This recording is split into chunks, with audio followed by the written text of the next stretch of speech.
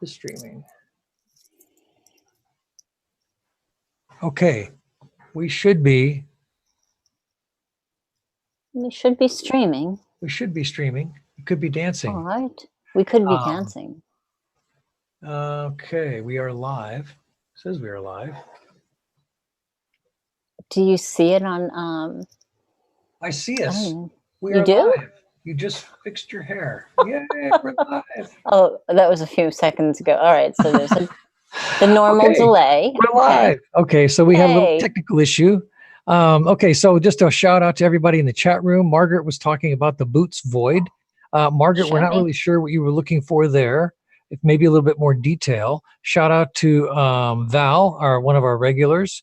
And she says, let's talk about love. What is love? And okay, Margaret says, we see you. Good. All right, cool. Yeah. Thank you. We were talking into the boots void. So now we're actually on the air. Okay, Val, we see both of you. All right, good. So we're having open topic tonight.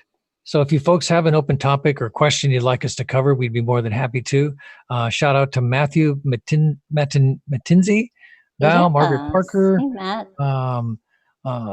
Who else we got in here? Anybody else? No, we're kind of light right now. That's all good. So if you folks have something you want us to cover, more than happy to cover it tonight. Well, I like what is love is good. Okay. What is love is good. That sounds like Aage's area. What is love? Well, baby, don't hurt me. I don't know. I'm hearing that. I'm totally hearing that song in my mind. A Hadaway song. Yeah. It's all there. Exactly. Yeah. So.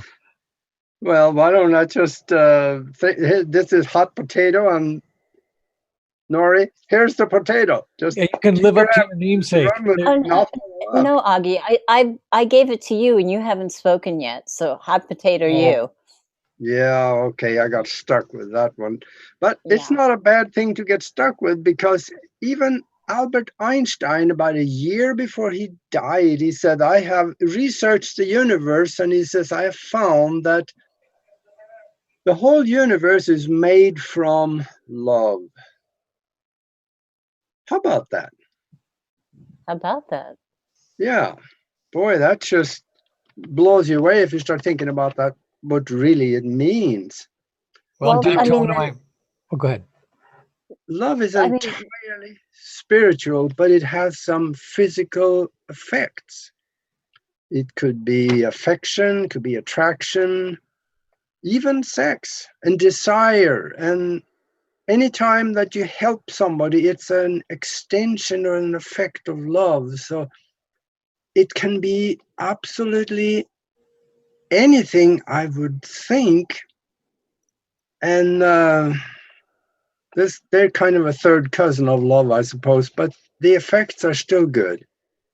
Well, back to one of my favorite subjects, which is kind of iffy, is that is this whole law of one. They talk about love and light, that it's the same thing. Mm-hmm.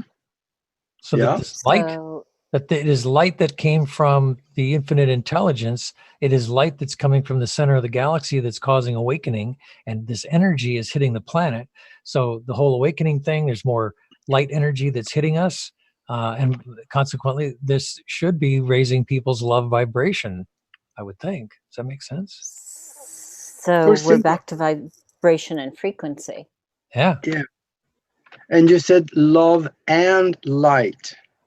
Since you put "and" in the middle of it, it appears as it is not exactly the same thing. It's two different things, but it really, light actually is a form of, because the whole universe is created from love, right? So light is in the universe, so that also has to be an expression of love, especially the white, non-physical light, which is both healing light and intelligence and all the rest of that we are looking for in the spiritual arena. So it should be observed, even if you can. There are some people that can see this. You remember the old paintings from hundreds of years ago? They see these guys standing around, and they have this halo around their head.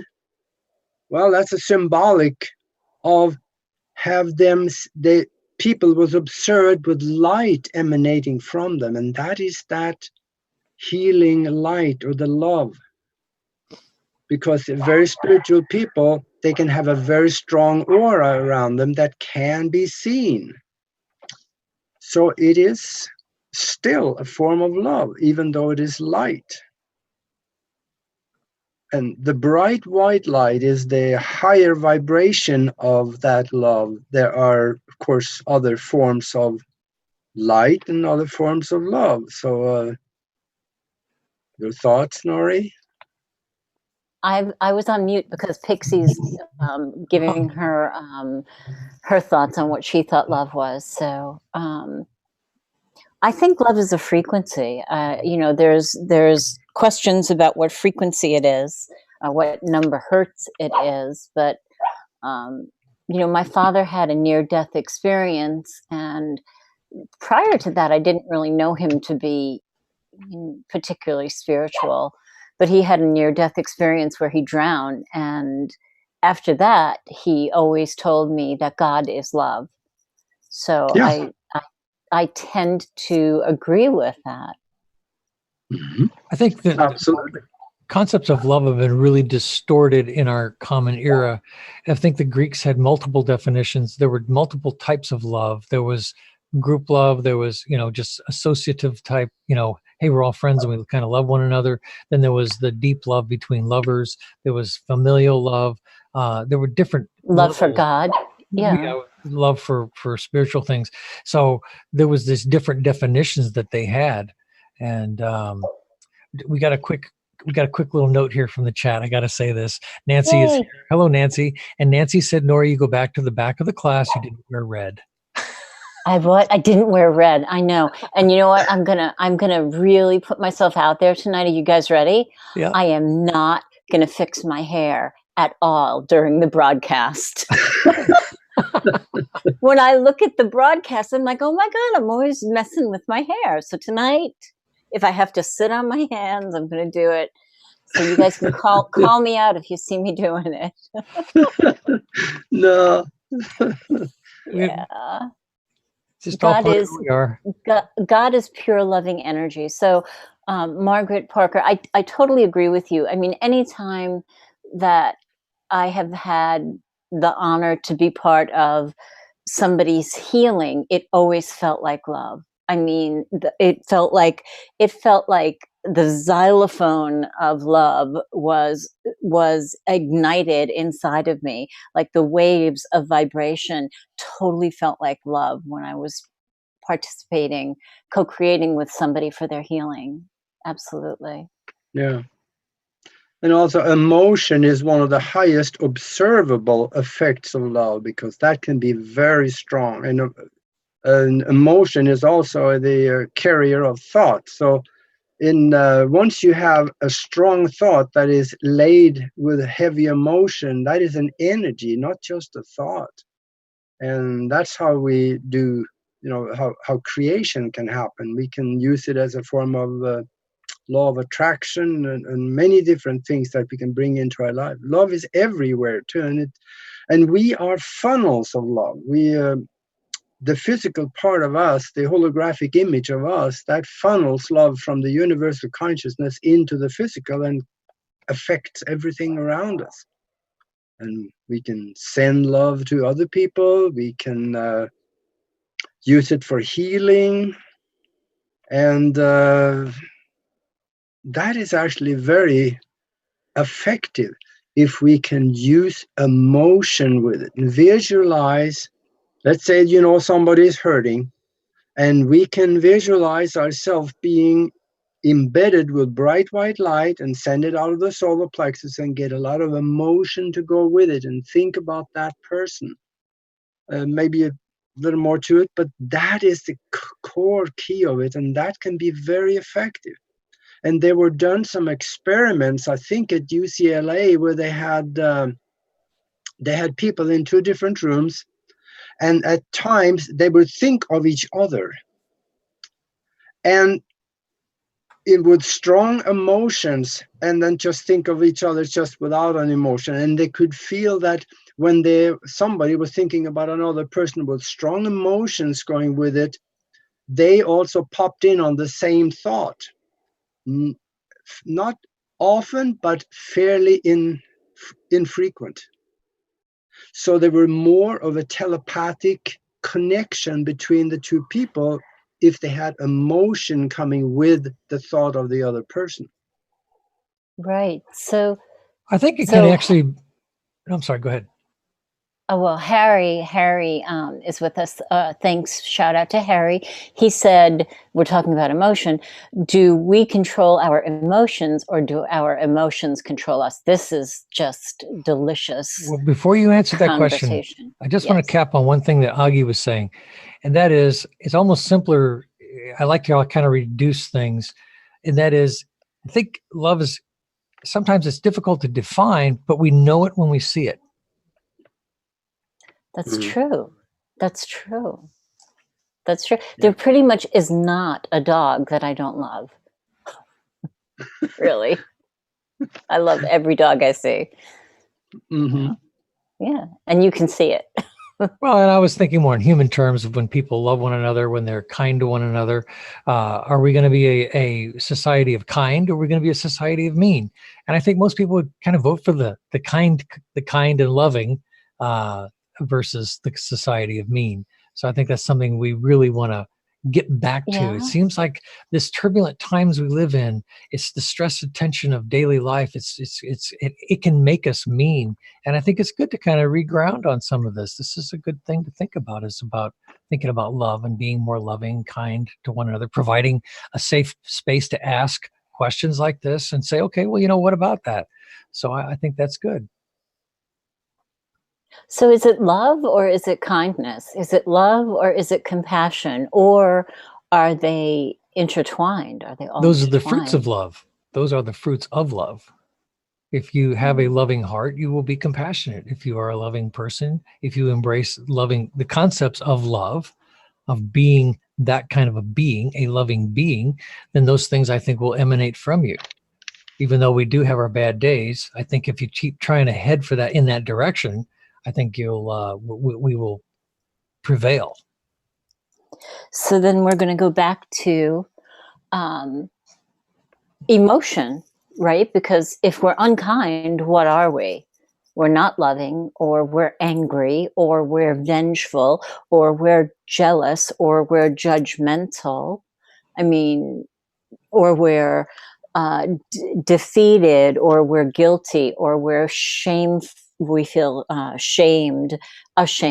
So those are all emotions.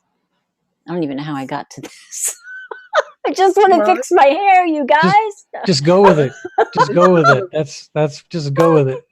It sounded real to me. It's all those feelings can be very strong feelings, and they block the feeling of love coming through. So they can be obstructions to it. Well, we want to try to minimize our emotions a lot of times, and as if if it's wrong to have emotions. But we're in this incarnation, in this existence, and we were given emotions as part of the whole test package. Guess what? You get to navigate being a human, and with it comes emotions, and you're going to have to learn how to deal with that, and you're going to have to learn how to channel your energies and all of it. And so it's all part of the human experience that we have to grab the wheel and get control of. I think if we don't have control of our emotions, then we are out of balance. So I don't think it's wrong to have some negative emotions from time to time, but we really want to try to keep it more towards the positive if we can. Right. And this is good, because we're going right. We're speaking directly to Harry's question. So, our emotions, are we ruled by emotions, or do we rule our emotions? And, in Nori world, contrary to the way that I was living my life for many years, now emotion, I heard something new today. It was from Byron Katie. And it said, emotion is the temple bell that lets you know that you're stressed. So in the way that I think about it, is emotion is it's my GPS system. It is like a temple bell. It is like an alarm. It's like, hey, you are out of alignment with source, right? You are out of alignment with God. You are out of alignment with your higher self, which is love. So if I feel anger, what am I doing? Am I focusing on something that's not really happening and I'm playing an old tape, or did I misperceive something somebody said? But whatever it is, if you imagine that love is a beam, a column of light that comes up out of us and connects directly to source, right? A beautiful column of light. Every time I have an emotion that I give life to, right? So anger, it lessens the diameter of my column of light that's connected to God or love, right? Or if I feel jealous, it gets smaller. If I feel angry, it gets smaller. And the smaller it gets, the worse I feel. The same thing when we talk about religion, we feel more separate from God. So it's the same thing, but for me, it's in energetic or a light beam terms. Does that make sense? Yeah, and I think that for me, and I totally agree with that, and I want to take a little bit slightly different tack. I see emotions as like sensors, like, a car, a lot of these new cars have radar on them. These are sensors that tell you you're getting too close to another vehicle. So the emotions are part of our sensor package, but we also, those sensors inform our decision-making process day to day. So there's an emotion coming through that's informing us. It's giving us a sensation that may be positive or negative, and then it has to be balanced with our logical side. And so when the logical side outweighs the emotional side, then we turn into Mr. Spock, and that's not good. It is to a certain degree, but as we balance the two, then as you talked about being in alignment, then I'm back into balance. Okay, the anger I felt was misplaced. I bring it under control. Okay, or maybe it was justifiable. Maybe I've got a great reason for that anger. Maybe something really unjust happened to somebody, and there's a righteous indignation to it, and there's an emotion attached to that, which I could channel into something productive.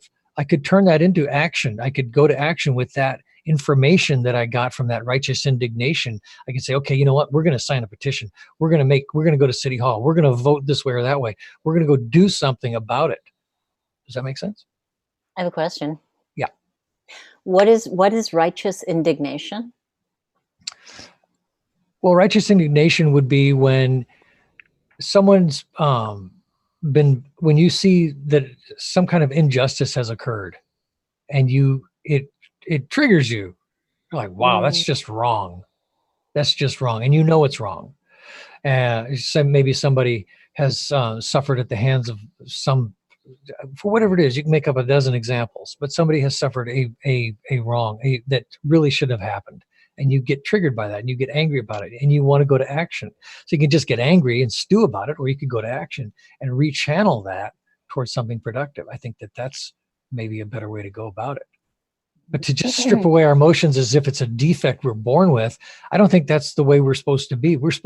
These emotions are all part of this package of the testing here on this planet. This planet is a place of testing. To say that we don't belong here, or I want off, or whatever, you're cheating the system. You're here to learn these lessons, these quote life lessons, these tests. All of it's come against us, all of us, that what some call catalyst for change. It's what shapes us and hones us like an arrowhead that's being chipped away at to make it sharper. So these tests and these things come at us. Okay, so my emotions got out of control. Now there's the test. Did I get my emotions under control? So that's interesting. I mean, I don't think that we're here to be tested personally. That's just, the way that I process this experience that I'm having. I more feel that in Nori's world, I'm a little spark of the creator expressing on the planet. So in that, there are no tests really. It's just, I touched my hair. Did you guys see that? It's only because I was hot. That was a test. Okay. See, that was a test right there. That was a test right there. It wasn't a test. That was a test that I created for myself. God had nothing to do with that. That's right. It was your higher self testing you. Okay. Oh, okay. So oh my God, I'm going to the next question. All right. So, so I just want to let you know that Nancy gave me a crown to wear tonight. So watch out, guys. Watch out. Okay. I so got Harry, one more thing on emotion. Yeah, though, of course. kind of fit right in. Actually, emotion can be funneled into good things, but also emotion can be funneled into some destructive things. And the thing about it, in a spiritual value of it all, there really isn't anything good or bad. It's only experiences, because that's why we come here, to have experiences. And emotion is one of the highest observable effects of love. And we have forgiveness is also one just like that. And guess who the most important person that you have to forgive? Who do you think that is? Yourself. Surprise us, surprise us. Yeah. That's right. And but that is the big trap that I've seen, where people come to the end of their physical existence and getting about ready to drop the body. And then when they do, they haven't forgiven themselves for some stupid thing that they did way back 80 years ago or something like that. And they have been carrying this thing all the way through their life. And if they don't forgive themselves, then it stays with them afterwards. But if they have forgiven themselves, then it actually, it kind of works like you bypass karma, so to speak. You don't necessarily have to deal with it afterwards, because it is gone. You were forgiven and you did that. What is it? And I'm not trying to be provocative here, but what is your source for that information? Where did that come from? In my download. Okay. All right. So I don't know. I mean, because I've seen people take things to the grave. And, you know, I mean, especially as a hospice nurse, I've gotten to have conversations with people that they couldn't have with their family. And I don't know if I'm 100%, you know, on board with that, Aage, because I think it's just your choice, the way you think about the choice that you're making. You know, I mean, if I choose not to forgive myself and I take that to the grave with me, does that mean it's unresolved? Not necessarily, because I'm choosing what I want to do with that. So I don't know. I mean, I understand how what you're saying plays into a karma kind of thing, but that's an interesting, well, we can be our own worst enemies. We can be our own worst enemies with the voices in our heads. It's what I call sometimes, it's almost like when you see people on these TV shows where they've been arrested and they're in that interrogation room and they're letting them sit there at the table by themselves. And there's these people behind the glass that they can't see. And they're just sitting there. And the people behind the glass are having a discussion. And they're talking about the suspect. And they're going to let this person stew. And a lot of times, something that was kind of shown to me is that there's actually, we get that panel of judges in our head that's behind that glass, and we put them there. And actually, there was never any of them there to begin with. We make these judgments against ourselves. We judge ourselves harshly. We can be very hard on ourselves. And you don't have, that's part of that whole forgiving yourself that Aage was talking about. I totally believe that's a huge part of our growth process, is to forgive yourself for screw ups that, sometimes it becomes part of that. What did you call that earlier, Nori? Some of the little recordings that we play in our heads. That's why that's so important to nip it by forgiving yourself. Otherwise, you know, and I do it. I catch myself doing it. So it's important to kill those little things that we rewind and that, you know, I'm such a screw up. Well, forgive yourself for it. Just forgive yourself, you know? Yeah. How many okay, times? No, go ahead. No, you go ahead, Nori. No, you go, Aage. I insist. All right. How many times have we done something really stupid? And never. Oh, what an idiot. I mean, I did that again? Yeah, when we say something like that, we enforce the word idiot. And boy, am I good at that one. We've all done it. I mean, we have all done it. But once in a while, I catch myself saying that. And idiot, that is stupid. So Well, it's not stupid. It's what's in our subconscious mind that keeps playing out. Well, a It's lot of not it was placed stupid. on us by cultural conditioning, by parents, by some overbearing person in our life that labeled us and said, you're never going to be anything. And it resonates in our head and sticks there. And we have to find that way to say, you know what? I wasn't born broken. I love that phrase. And that's one of your phrases, I believe, Nori, is that we aren't born broken. And that is part of the religious fallacy, is that we're born broken and we need to get fixed. And so a lot of these religious concepts are put on all of us, that you're a sinner, and if you don't do this or that, you're just not going to make it in the afterlife. And this is the simplicity, again, back to the law of one, that they talk about. Simply forgiving yourself alleviates karma. The repeat cycle of coming back and having to learn it again. And when I talk about the tests and the challenges and the catalyst, that is part of the experience. All of this is part of that experience. We don't grow without challenges. Mm-hmm.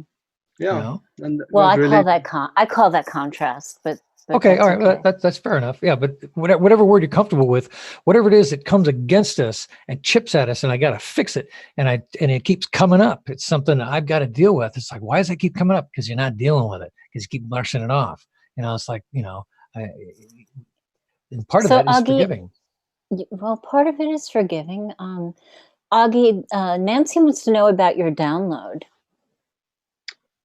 oh, okay. You said you wanted to tell stories. Well, she wants to know how to get a download.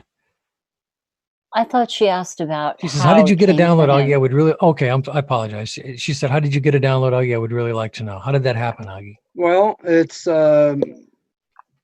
not special to me. There's a lot of people that have that. And one good example on what it actually looks like and feel like is what Nikola Tesla said when he said that he was doing an electric experiment and he got shocked and it jolted him. And he said, I saw the past, the present, and the future at the same time. So you have this pool, or this boiling pool around you with bright light. And in there you have concepts floating by, you have inventions, you have people, you have situations. It's all in this pool. And if you latch on to something, you can bring it out and you can observe it. And when you're done observing it, you forget about that and latch on to something else, and it comes out of the pool and you can see it. Okay, so what were you doing, Aage, that precipitated this download? About 5 years ago now, I was sitting in meditation, and that's probably why it happened to me, because I've been meditating since I was that tall. Well, actually, maybe around 18. And once you do that, you can condition your mind and you have a little better contact with the universal consciousness, because you can empty your mind out and you can focus and you can program things. And I was sitting there, and then this light just coming in from all around me and into the center of my field of vision. And when the light showed up with all these things in it, it appeared as it was not just in front of me, but it was all around me, and I could see behind me, I could see to the sides, and they were everywhere around me. And you could latch on to concepts in it that you were interested in. Okay. So you're talking about us, like what we could do. We want to know what it was like for you. We want to know what it was like for you. That was what it was like. Well, see, I've had a couple of downloads, so I was explaining my experience.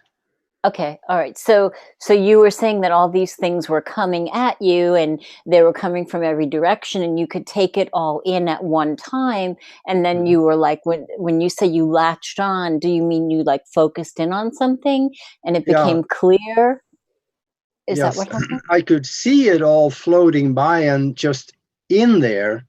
And when there were things that I was particularly interested in, I latched onto that and it popped out, and I could see it like it was in 360 degrees shape, even though it was sitting in front of me or around. And this is nothing special. People can do this, and all. I would say meditation is probably the gateway to higher consciousness, more so than anything else. Absolutely.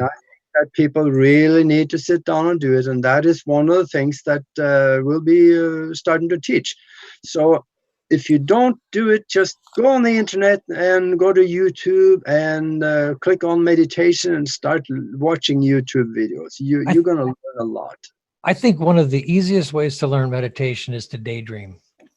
If you can daydream, I got a download last November, 30 seconds worth, and it was voluminous. I can't even make the word.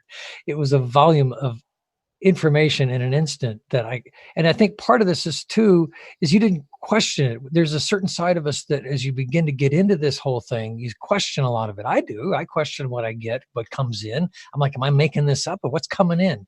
And some people are getting downloads that they don't even know what it is. Why am I getting this? And they have set the stage. They're good people. They've already kind of like the tumblers have fallen into place and they're getting downloads and they don't even realize what's happening. So it's all part of that meditative state and being in that higher vibration moment and not trying to really engineer it, but just getting in that quiet moment and just, for me, staring off into space.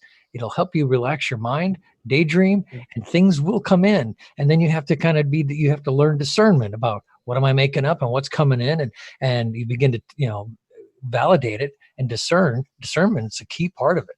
So I agree with you. And my download came in when I was driving on the interstate from, I guess, maybe Delaware, from Delaware to Virginia. And I was in that state. I was in that hypnotic trance state.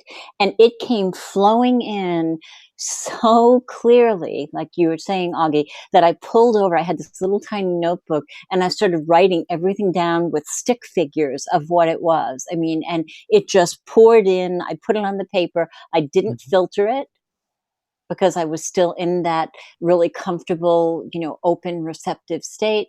And then when it was done, I put the book down and I drove to Virginia. How long did that take, Nori, from the beginning to the end of that? Maybe 10 or 12 minutes. Well, no, it must have been more than that because the information was pretty detailed in a simple way. Maybe 15 minutes. I was pulled over on the side of the road, and a lot of it was in shorthand that I would understand, right? Thus the stick figures, I little graphics, and but it was perfect. And I think free streaming is one of the best ways, because what we tend to do is we start filtering and like, well, wait a minute. But if you allow yourself to free stream, and this is where people who do automatic writing have totally unlocked the channel and allow their body to just flow with it. And this is something that happened to me when I wrote the book that I wrote, the science fiction novel that I wrote. It was like a memory of a movie I had seen. I'm writing stuff down. I'm like, and I can hear the conversations in my head and the dialogue in this book. And the concepts that it covers in the book, some of it I'm like, wow, I'm not that good. How did that come? And and everybody's told me, dude, this was a download. And so I can believe that now. And I believe that if we allow ourselves, and part of it was allowing myself to free stream and allow myself to go ahead and just put it down. You can wrap around later and fix it, but write down those initial thoughts that come through and don't try to filter them and make sense of them. Just get this stuff down on notes or paper, like Nori was saying. Get it down and don't try to make sense of it. And I think, Aage, you were totally open. Weren't you wandering through the woods when that happened? Is that what was going on? No. I was sitting in meditation. You were in meditation. But there was another one you had where you were out in the woods and you had an encounter of some kind. Yeah, that was years ago. Well, tell everybody about that one. That's a fascinating story. Yeah, because in the chat room, and I really want to keep up with everybody, but it's going fast. Somebody said that Tulsa was a gray, and Nancy had an experience. She was meditating and had a visit from gray. I'm assuming that they were grays. Nancy also was talking about maybe you were accessing the Akashic records, which is open to everybody if we attain that certain vibration or no-mindedness. Nancy said she's a pro at daydreaming, but it doesn't pay well. Well, Maybe we could You know change something, I'll that. tell you something that inspired me. You know who inspired me to actually start writing was Ian Fleming, who wrote the 007 books. And I Really? started reading an account about him. He would sit down with a fifth of whiskey and a typewriter and paper and start typing. And he Yeah, didn't that would fix not anything. work for me. Well, he didn't fix it. I'd be out. He didn't fix it. He just kept typing. He just kept writing. And I thought to Really? myself, okay, here I was out searching the internet looking for different solutions to writing styles and everything else because I had this compulsion in me to write this book. And I'm saying, okay, I want to write to the writing style and standard that will be accepted. And all it was doing was slowing me down. And finally, I stumbled across this story, and who knows why I stumbled across Ian Fleming. Was that pop in there from somewhere? Who knows? But anyway, and I started reading about him, and I'm like, okay, just start writing. And it's a similar case with people that if you get a download, write it down, even if it sounds outrageous. Just get it down, get the notes, get it down. Let free stream it. Don't try to make sense of it. Let it go and just let it come through. And I think that's our logical mind wants to say, no, this is all made up. You're just making up a bunch of hooey here. Who cares? Write it down. See what comes of it. We need to interview Nancy. Yeah. So Nancy said she was a fifth of whiskey in one hand and a pen in the other hand. That's how it. you do it. That's we all it. knew that. We totally knew that. That's all you need right there. That's it. So listen, this is really good. Nancy said, I was shown a gilded book of maritime poetry. She was very young and would not have been able to write something that was that sophisticated. That's fascinating. That's amazing. Well, that sounds like a form of download. Well, and I look at their aspects to the book that I wrote, and I'm like, wow, where did this come from? How did am I that good? And I looked at them like, I'm not that good. I like to write, but some of it came through. Ideas came through that are now coming out. There were ideas I wrote down that I didn't have any real background on, and I was writing about. And then I come years later, someone asked me, and I said, well, it's in my book. I wrote that in my book. He goes, how'd you know about that? I said, I wrote it down. I just wrote it down. Just get it down on paper, whatever's coming through. And this is the thing about these awakening revelations. People are getting things and doubting themselves because they don't have enough information. But these things are being activated in people who believe and people who don't believe, which is even more interesting. Yeah. I have a friend of mine that saw some orbs. They were on a photo shoot up north, and they saw some orbs, and they didn't know what they were. So these things are happening to all kinds of people, and it's just a matter of trying not to filter it before it gets down to out on paper or written down or recorded or something. That makes sense. No, it makes sense. But it's all there floating around. Like it's all there floating around. I have a friend who's completely off the grid, right? And he's been writing a book for, I don't know. I don't even know how many years. I mean, and I'm talking, he's doing research in really old, bound books, not the internet. And, his stuff is everything that we're talking about, but he's not dialed into the internet and all of the awakening stuff in the spiritual community. So it's really all out there. It's just a matter of, what do you do to be receptive to it? Like somebody in the chat room was talking about dreaming, right? So what dreams are lucid? What dreams are you getting messages in? What dreams are precognitive? Margaret said that she visited a base with a door in the mountain and there was a huge robot there. So maybe she astrally projected. Maybe that really happened. See, these things, these extrasensory perceptions, remote viewing, telepathic, all of these things we've been culturally told belongs to a few people, Uri Geller or some famous celebrity psychic or whatever.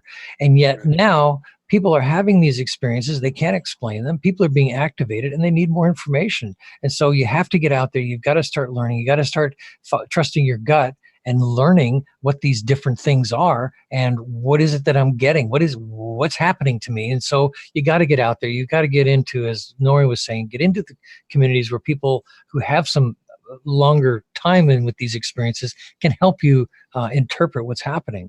Does that make sense? Yeah. It does, Yeah, and we we're can- kind of circling back around, right? So that all of these gifts, right, and the extrasensory stuff that's for a few, that's our natural state. So when I say you're born whole, perfect, and complete, we are. I mean, babies are so dialed in to the non-physical. That's that's what they're so connected. But we unlearn it, right? Our emotions get in the way, and we close off to it. And I Well, think it's cultural conditioning. I think it's more cultural conditioning. And I agree with you to a certain extent. It doesn't matter where it comes from, right? What matters is we're aware of it, and we want to shift it so that we can be more open to our, our true nature. Well, here's a Babies are good one. born as geniuses, and then by the time they get to 5, 6, 7 years or so, when they start school, they're taught out of it. So that's where homeschooling comes in, and the grade levels even on homeschoolings are usually higher than they are in the public system. And Absolutely. Okay, but what are they being tested on? Okay, we're talking about opening up to our extrasensory gifts, opening up to the unseen. Well, I think Right. what Aage's leading to is that if we had the proper instruction as children, instead of our heads being pumped full of religious ideas or faulty, just weak junk, just societal mainstream junk, if we actually had good spiritual reinforcement growing up about our gifts and about our intellect and about our capabilities, instead of this mainstream prison planet dialogue that is pumped into us through grade schools. And that's why I think Aage's leading. I'm not trying to speak for you, Aage, but I think that's where you were going with that. Well, you did, but you were actually pretty accurate. And the thing is that there are ways to do this. Like, look at the country of Finland.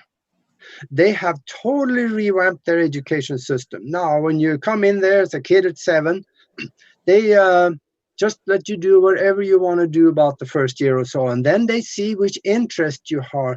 And in those areas of interest, that's where they develop each kid separately from another one. So you can finally, if one is interested in art, that's what they promote within that child. And one really loves numbers and mathematics, that's where they promote that child. So, and what has come out of Finland that has changed the world, my friend? What's that? Name one thing that has come out of Finland that has actually changed the world in a drastic way, in a major way. There was a child born to Finnish rocket scientists back in the early 80s, or back in the 80s. His name was Linus Torvalds, and he was the son of Finnish rocket scientists, and he created the Linux operating system. So there is definitely something to what you're saying. So it's that early conditioning.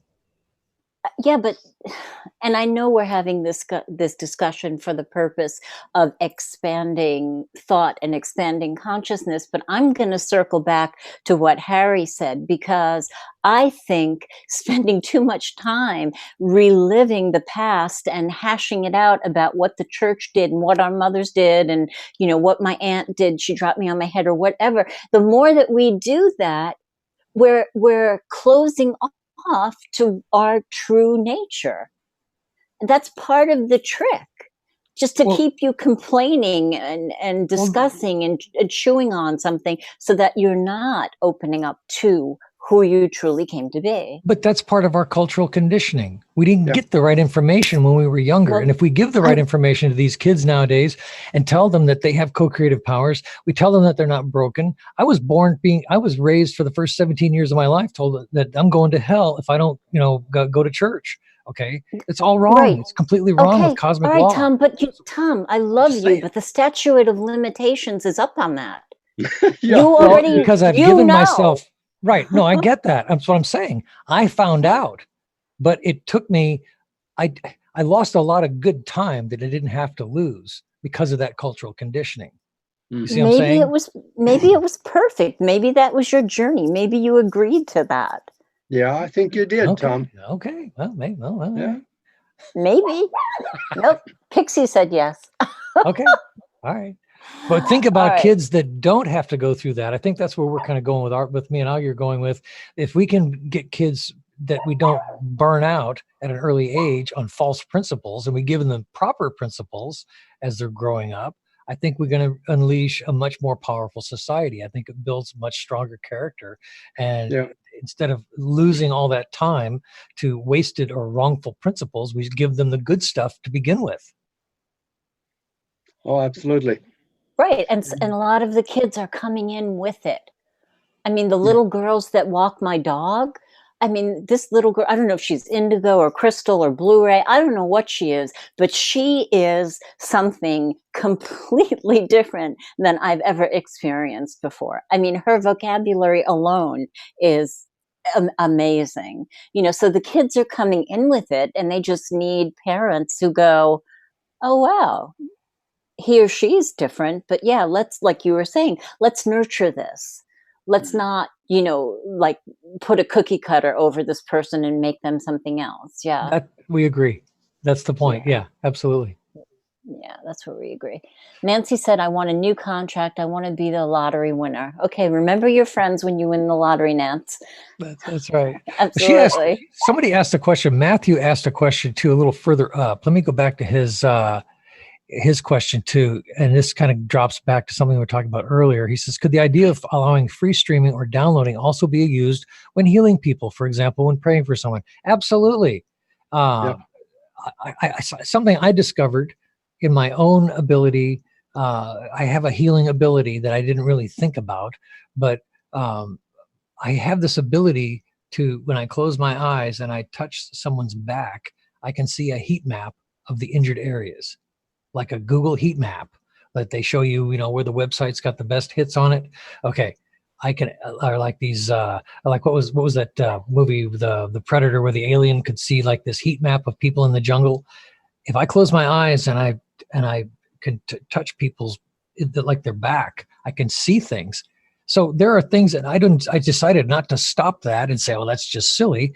It's like, okay, it was something that was enabled in me, and it's actually, you know, something that I can do. And I was like, okay, wow, I guess this is one of those weird gifts that gets opened up, you know, that you can do. So yeah, absolutely. I think I don't filter it.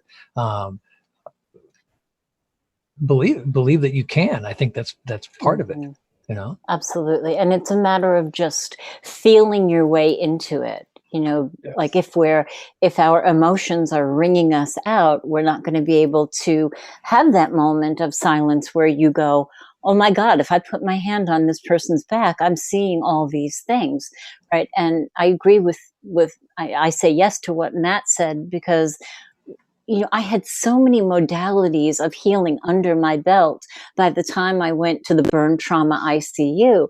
But it was there that, you know, I challenged God, you know, you show me I'm a healer in here. And it wasn't any of those things that I learned. You know, it wasn't color healing. It wasn't sound healing. It wasn't even Reiki. It was for me to be a vessel for that love to flow through me. And that included stopping my mind, right? To be of no mind at that moment. But I still felt it because it always made me cry. I mean, it always made me cry. It was so beautiful.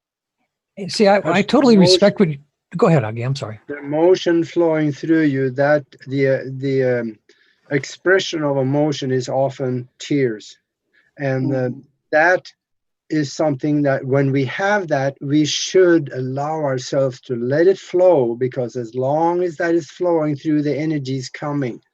And a lot of times when, and I have that too, and when it comes, if you are among other people, you look funny, you know, start crying. So, you know, we quit it, we stop it, and then the energy is gone. So we should just let it flow, because when it's flowing, the energy is coming. You know, we talk about, I'm sorry, go ahead, Nori. No, I was just going to say it flows for me, you know, in Hallmark, reading the cards. Yeah, it does. There's nothing wrong in that. You know, you're not stifling yourself. You're allowing your emotions in that area to be genuine. And, you know, that's just a natural. We've all been, like I said, cultural conditioning strips away so many things that unlock tumblers, like tumblers in a safe. These tumblers get blocked. And all we had to do is just, if we can find ways to unblock those tumblers, we get further along. and somebody said something about the matrix. Something occurred to me is, people talk about being on this planet and being a matrix. It is these laws of attraction and these laws of quantum possibility that allow us to hack the matrix. We have the ability to hack the matrix. It just takes relearning or discarding some of these old belief systems that we had pumped in our heads and saying, okay, now wait a minute, I can hack the matrix. Yes, you can hack the matrix. The information's out there. We can hack it, So, and part of that is what Nori's talking about with the healing and not getting in its way and allowing it to channel, that kind of thing. All this stuff seemed like pseudoscience years ago, and now people are finding out, hey, wait a minute now. There's some possibility here, some stuff happening. Well, there's a lot of stuff happening, and I think, do you think that people are more allowing now, or people recognize that when people do cry, even if it's for whatever reason, do you think people are more accepting of that now? Absolutely. Okay, yeah, because you said you look stupid, but I think people understand, the frequency of whatever is evoking the tears, whether it's something, it's profound feeling, right? No matter what direction it's in, it's profound feeling or energy that evokes tears. Mm-hmm. And absolutely. Crying also releases toxins out of the system. Even 10 years ago, there is a difference.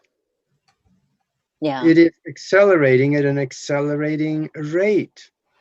People are waking up and they are getting these, it's becoming more commonly accepted that someone is emotional. Right. Well, Harry said that we live in an energy jungle and we're not on the top of the food chain yet, but once we are, boom. So that's interesting. We should have like open mic night so we can really talk with all of our friends in the chat room. This is amazing. Well, we'll rig up the dial in with the free conference call thing. We'll get that rigged in for next week. Maybe let's folks do that out there for next week. Yeah, maybe you folks out there that have questions, get ready. Nancy, you've actually called in on Free Cosmos, so you're an experienced free conference call user. Would love to hear you tell your story about your ET contact. That would definitely be something to share. And so, if anybody has any questions, we'll make a point of getting the phone call thing working for next week. I would love for you guys to call in. I think it would be a blast. That would definitely be an add to the show, because this has been a really engaging show because it was unstructured. We took your questions and I think we've had a great time with it. So I'm very and I only touched my hair once. Yay! And guess what? We weren't counting. Yeah, I was. Okay. You can forgive yourself for that. Yeah, totally. No, totally. So we have 3 minutes. Any last thoughts or comments? Oh, Nancy said she'll call in. Awesome. Good. Okay, yeah, because Nancy's got some fascinating stories, so that'll be great. And Val, you're in Estonia, and there is a toll-free number that is also given. So if you have something you want to share, you can call in. Val's a regular, and so she can call in as well. There's free international numbers, so we'll have all that on the show next week. So I'll make sure that's all set up. Awesome. We actually have the account. We just haven't used it. Yeah, this was fun. This was so much fun. We had no idea what we were going to do tonight. Well, we had a guest. A guest. But it's kind of like it was a last minute decision here to just freewheel like this, because we had a wonderful guest and he just didn't make it. So we had to make up something on a really short notice, like 3 minutes. And that's it. Yeah. So and I'll this wear my was red great. shirt next That's time. right. Next week is Red Shirt Week. All right, guys. So, all righty. So if there's no more further questions, I'm going to hit the goodbye button here, and we will see you all next week. Wait, Nancy, I'm going to tell you the truth. I did not touch my hair off camera. Just a show note. I think, Aage, are you on Friday on your show? Are you going to do a show Friday? Do you have a guest? I don't know yet. Okay. And I don't know if I'm going to do one Friday evening. I may or may not. I have somebody that wanted to, and I don't know if that's going to come through yet or not either. But stay tuned to our other channels. If something pops, then we'll be out there. So good to have all of you. So glad that we got such a great interaction with people tonight. This was wonderful. So definitely. All right. So without further ado, I'm going to hit the goodbye, and we'll see Bye. you guys all next week.